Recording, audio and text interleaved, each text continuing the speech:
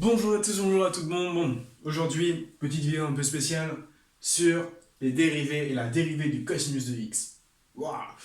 Qu'est-ce que c'est que ça? Comment on va pouvoir calculer la dérivée du cosinus de x? Alors, avant de commencer la vidéo, je voulais tout simplement vous dire que pour comprendre la suite de la vidéo, il faut que vous ayez vu la vidéo sur l'addition des cosinus, donc sur le cosinus de a plus b.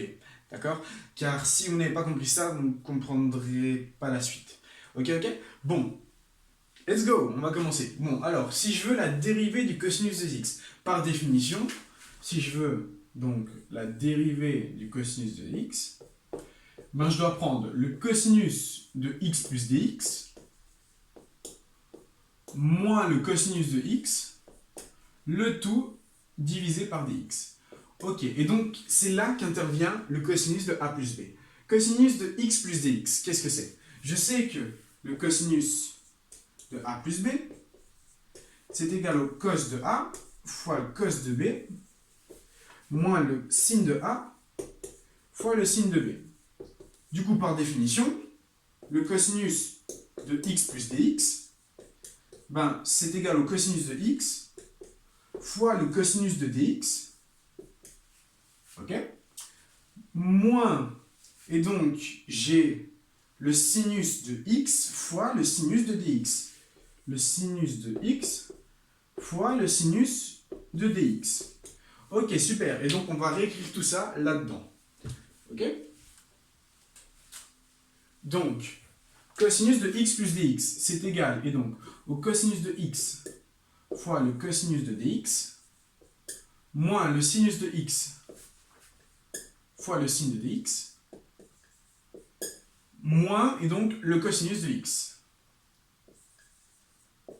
Le tout divisé par dx. Ok. C'est égal à quoi tout ceci? Bon, déjà ce qu'on va faire, c'est qu'on va remplacer cosinus de dx et le sin de dx. Alors, le cosinus de dx et le sin de dx, ce sont des limites, d'accord? Donc, c'est la limite du sinus de x quand x tend vers 0. Ok, on va prendre mon cercle trigonométrique, d'accord? Je vais faire le cercle trigonométrique ici, voilà. Si je prends un angle dx, c'est un angle qui va tendre vers 0, qui va se rapprocher infiniment de 0. Et donc, si j'ai un angle qui tend vers 0, qui se rapproche indéfiniment de 0, d'accord? Donc, encore ici, on va avoir dx comme angle. Et bien, je vais avoir un angle qui tend vers 0. Et donc, un angle qui tend vers 0, on sait que le cosinus, ben, il va tendre vers 1, il va se rapprocher jusqu'à complètement être égal à 1. D'accord? Et donc, le cosinus d'un nombre qui tend vers 0, donc le cosinus de dx, c'est tout simplement égal à 1. Et donc, on peut définir que le cosinus de dx, c'est égal à 1. Et donc, là-dedans, on va aussi écrire que le cosinus de dx, c'est égal à 1. Ok, maintenant le sin de dx. Alors, le sin de dx, d'accord, il va tendre vers 0, d'accord? Il va donc de plus en plus petit. Donc ici, on a, par exemple, j'ai un angle x, d'accord? Et donc le sinus, c'est la hauteur. Et donc, l'écart entre les deux, plus je descends mon angle, plus je rapetissis mon angle, plus il devient infini, d'accord? Et donc, quand je vais avoir un angle, d'accord, dx, et ben en soi, le sinus, il va aussi être infiniment petit, mais il ne sera pas égal à 0, il sera tout simplement infiniment petit, d'accord? Et donc, quelque chose d'infiniment petit, on peut tout simplement dire que le sin de dx, hein, quand je fais tendre dx vers l'infini, donc vers 0, pardon, et ben je vais tout simplement avoir le sinus de dx qui sera égal aussi lui-même à dx, parce que cette hauteur entre, et donc c'est bien ça, le sinus c'est bien la hauteur que l'angle fait, entre l'axe des x et l'axe de dx, hein, et ben elle est infiniment petite, elle est arbitrairement petite, et donc on va dire que c'est égal à dx, et donc en soi, le sinus de dx, on peut définir que c'est égal à dx.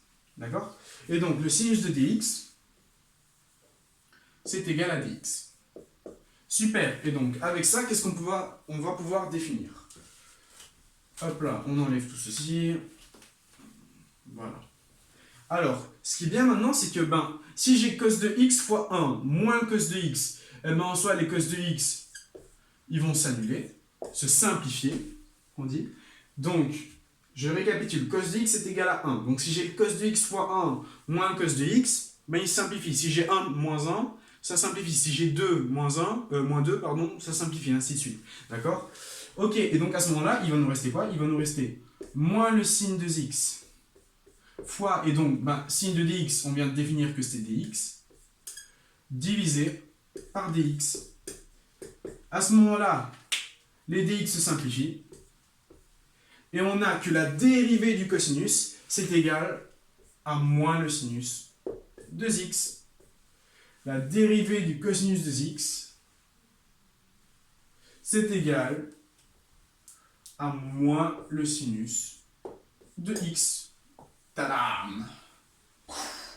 Bon, petit récapitulatif. Alors, on a cosinus de x plus dx. Ben, avec la formule d'addition des cosinus, on obtient que c'est égal à ceci, d'accord? Donc, cosinus de x plus dx, toute cette partie-ci, c'est égal à tout ceci. Ok, et donc à tout ceci, on doit enlever le cosinus de x. Cosinus de dx, ben, c'est un nombre qui tend vers 0, et donc le cosinus de dx, c'est un nombre qui va tendre vers 1, d'accord? Et donc, quand ça tend pas vers 0, mais que ça tend vers 1, ben, on va décider de le négliger. Et donc, on va dire que le cosinus de dx, c'est égal à 1. À ce moment-là, les cosinus de x se simplifient, et donc, le sinus de dx, ben alors, ça tend vers 0. Donc, on a un nombre qui tend vers 0. Or, ici, on travaille dans les différentiels, du coup, on ne peut pas le négliger. On va tout simplement dire que lorsque ben, dx tend vers 0, et ben, le sinus il tend aussi vers 0, et donc le sinus c'est égal à dx.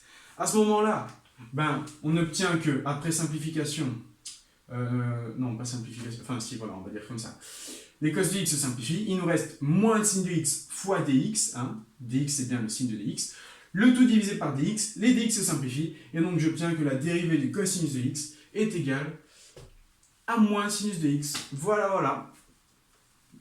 Tadam. Bon, je vous remercie de votre attention. Dans la prochaine vidéo, on va voir la dérivée du sinus de x cette fois-ci, et vous allez voir que c'est un peu lié. Car quand on y réfléchit, si j'avais mon graphe de mon sinus, de mon cosinus, d'accord, qui faisait quelque chose comme ceci, ok? Et mon graphe de mon sinus, c'était le même, mais 90 degrés plus loin. Et bien en soi, comment va varier cette fonction? Ben, le cosinus, il va varier, donc il va monter, il va descendre, il va monter, il va descendre, il va monter, il va descendre. Et donc, en fait, il va un peu varier en fonction du sinus. C'est un peu le sinus qui lui dit, ben, maintenant tu passes au-dessus de 0, maintenant tu es en dessous de 0, et ainsi de suite.